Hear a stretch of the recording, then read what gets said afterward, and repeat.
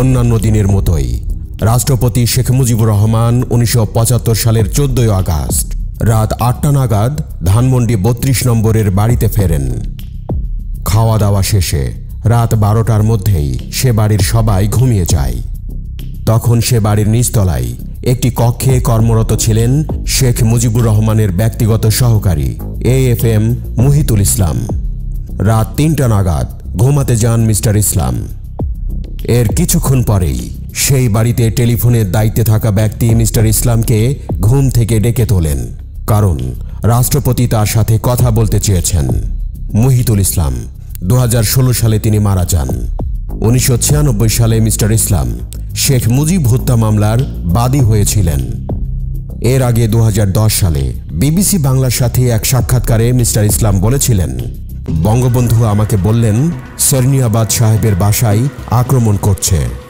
ওই অবস্থায় আমি পুলিশকে টেলিফোনের চেষ্টা করছিলাম।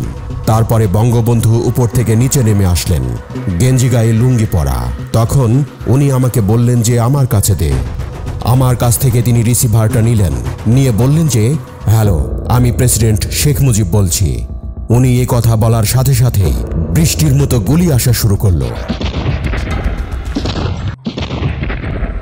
উনি তড়িঘড়ি করে বারান্দায় এসে দাঁড়িয়ে বললেন যে পুলিশ সেন্ট্রি, আর্মি সেন্ট্রি, এত গুলি চলছে, তোমরা কি করো? আমিও ওনার পিছু এসে দাঁড়ালাম। উনি এ কথা বলেই উপরে উঠে চলে গেলেন। এই গোলাগুলির সময় রাষ্ট্রপতি সহ তার বাড়ির কেউ ঘটনা সম্পর্কে আঁচ করতে পারেননি।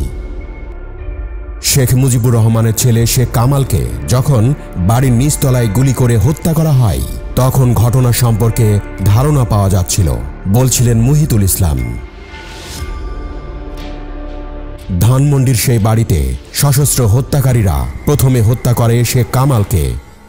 গোলাগুলির আওয়াজ শোনার পর ঘটনা সম্পর্কে জানতে বাড়ির নিচতলায় নেমে আসেন শেখ কামাল। 5-6 জন আর্মি, কেউ কালো পোশাকধারী, কেউ বা খাকি পোশাকধারী, ওনার সামনে এসে বলল, হ্যান্ডস আপ। কামাল ভাই বলছে, আমি প্রেসিডেন্ট শেখ মুজিবের ছেলে শেখ কামাল। তখনই সাথে সাথে ব্রাশ ফায়ার। গুলিতে বুক ঝাঁঝরা হয়ে মুখ থুবড়ে মাটিতে লুটিয়ে পড়েন শেখ কামাল। রাষ্ট্রপতি শেখ মুজিবুর রহমানের বাড়িতে যখন আক্রমণ হয়, তখন কোনো ধরনের প্রতিরোধ ছাড়াই হত্যাকারীরা পুরো বাড়ির নিয়ন্ত্রণ নিয়েছিল। মুহিতুল ইসলাম বলছিলেন, একজন রাষ্ট্রপতির বাড়িতে যে ধরনের নিরাপত্তা থাকা দরকার সেটি ধানমন্ডির 32 নম্বর বাড়িতে ছিল না। তাছাড়া রাষ্ট্রপতির বাড়িতে আক্রমণের পরেও কোনো তরফ থেকে কোনো ধরনের সহায়তাও আসেনি। শেখ কামালকে হত্যার পর হত্যাকারীরা বেপরোয়া গুলি চালিয়ে বাড়ির উপরের দিকে যাচ্ছিল। উপরে উঠেই শুরু হয় নির্বিচার হত্যাকাণ্ড। চারিদিকে তখন শুধু গুলির শব্দ।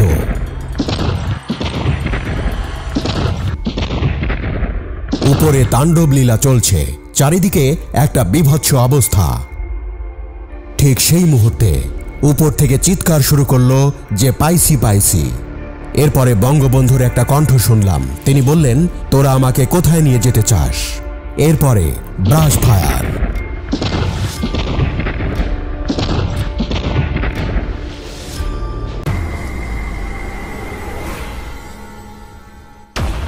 বঙ্গবন্ধুর কণ্ঠ আমরা আর শুনতে পাইনি।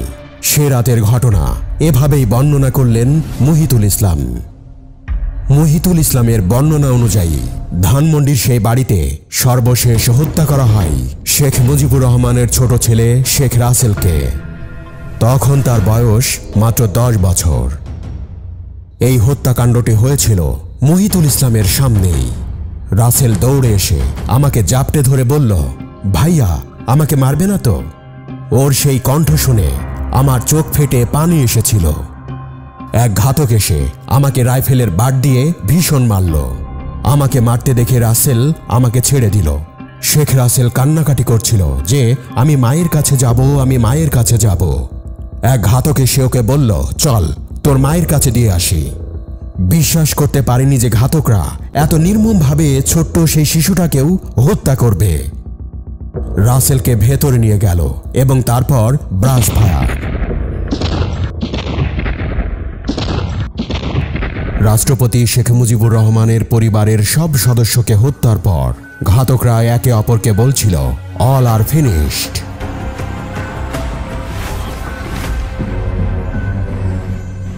সপরিবারে শেখ মুজিবুর রহমানকে হত্যার সাথে জড়িত ছিল সেনাবাহিনীর কিছু কর্মকর্তা। সে সময় ঢাকা সেনানিবাসে লেফটেন্যান্ট কর্নেল হিসেবে কর্মরত ছিলেন আমিন আহমেদ চৌধুরী, যিনি পরে মেজর জেনারেল হয়েছিলেন। মিস্টার চৌধুরী 2013 সালে মারা যান। 2010 সালে বিবিসি বাংলাকে দিয়ে এক সাক্ষাৎকারে তিনি জানিয়েছিলেন 1975 সালের 15ই আগস্ট ভোর 5টার দিকে হত্যাকাণ্ডের সাথে জড়িত একজন সেনা কর্মকর্তা মেজর রশিদের নেতৃত্বে একদল সেনা তার বাড়ি ঘিরে ফেলে। আমিন আহমেদ চৌধুরী তখনও জানতেন না যে রাষ্ট্রপতি শেখ মুজিবুর রহমানকে সপরিবারে হত্যা করা হয়েছে। আমিন আহমেদ চৌধুরী এবং তৎকালীন কর্নেল সাফায়াত জামিলকে নিয়ে যায় মেজর জেনারেল জিয়াউর রহমানের বাড়িতে। জেনারেল জিয়া তখন সেনাবাহিনীর উপপ্রধান। জেনারেল জিয়াউর রহমানের বাড়িতে ঢোকার সময় রেডিওর মাধ্যমে আমিন আহমেদ চৌধুরী জানতে পারেন যে রাষ্ট্রপতি শেখ মুজিবুর রহমানকে হত্যা করা হয়েছে। জেনারেল জিয়া একদিকে শেভ করছেন, একদিকে শেভ করেন নাই। স্লিপিং শুটে দৌড়ে এলেন। সাফায়াতকে জিজ্ঞেস করলেন, সাফায়াত কি হয়েছে? সাফায়াত বললেন, অ্যাপারেন্টলি 2 ব্যাটালিয়ন স্টেজড এ কু। বাইরে কি হয়েছে এখনো আমরা কিচ্ছু জানি না। রেডিওতে অ্যানাউন্সমেন্ট শুনতেছি প্রেসিডেন্ট মারা গেছেন। তখন জেনারেল জিয়া বললেন, so what, let vice president take over, we have nothing to do with politics. সেনাবাহিনীর 2টি ব্যাটালিয়ন এই অভ্যুত্থানের সাথে জড়িত থাকলেও পুরো সেনাবাহিনী সেটার পক্ষে ছিল না বলে উল্লেখ করেন আমিন আহমেদ চৌধুরী। ঢাকা সেনানিবাসে যখন এই অভ্যুত্থানের খবর ছড়িয়েছে তখন অনেক দেরি হয়ে গেছে। এই অভ্যুত্থান পরিকল্পনার খবর কেন আগে জানা সম্ভব হয়নি এবং কেন সেনাবাহিনীর অন্য কোনো ইউনিট এগিয়ে আসেনি সেটি আজও এক বিরাট প্রশ্ন। 1975 সালের 15ই আগস্ট আক্রমণের সময় শেখ মুজিবুর রহমান তার সামরিক সচিব কর্নেল জামিল উদ্দিনকে ফোন করে তার বাড়িতে আক্রমণের কথা জানিয়েছিলেন।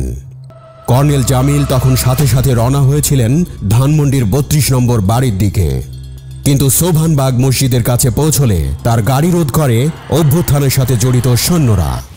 সেই বাধা উপেক্ষা করে কর্নেল জামিল সামনে এগিয়ে যেতে চাইলে তাকে গুলি করে হত্যা করা হয়। হত্যাকাণ্ডের পর ধানমন্ডি 32 নম্বরের বাড়িটি অভ্যুত্থানের সাথে জড়িত সেনাদের নিয়ন্ত্রণে ছিল। সকাল 10টার দিকে আমিন আহমেদ চৌধুরী গিয়েছিলেন সেই বাড়িতে। ভোর 4:30 নাগাদ হত্যাকাণ্ড হলেও তখন সেখানে মৃতদেহ দেখেছেন মিস্টার চৌধুরী। সামরিক পোশাক পরিহিত অবস্থায় মিস্টার চৌধুরী সেখানে গেলেও তাকে বাড়ির ভেতরে ঢুকতে দিচ্ছিল না সৈন্যরা। মিস্টার চৌধুরীর বর্ণনা ছিল এরকম, আর্টিলারি রেজিমেন্টের কিছু ট্রুপ ছিল সেখানে, মেজর হুদা ছিলেন। আমি যেহেতু হুদাকে চিনতাম, তাকে বলার পর সে আমাকে ঢুকতে দেয়। আমি দোতলার সিঁড়িতে উঠতেই বঙ্গবন্ধুর লাশটা দেখি। তার চশমা ও পাইপটাও পড়েছিল। দূর থেকে ভেতরে দেখলাম বেগম মুজিব পড়ে আছেন। যে লোকটার অঙ্গুলি হেলনে 75 মিলিয়ন লোক উঠেছে বসেছে, সেই লোকটাকে তার সৃষ্ট আর্মি মেরে ফেলল। এটা কি করে সম্ভব? পাকিস্তানিদের কাছে মারা যায় নাই, মারা গেল শেষ পর্যন্ত বাঙালির কাছে।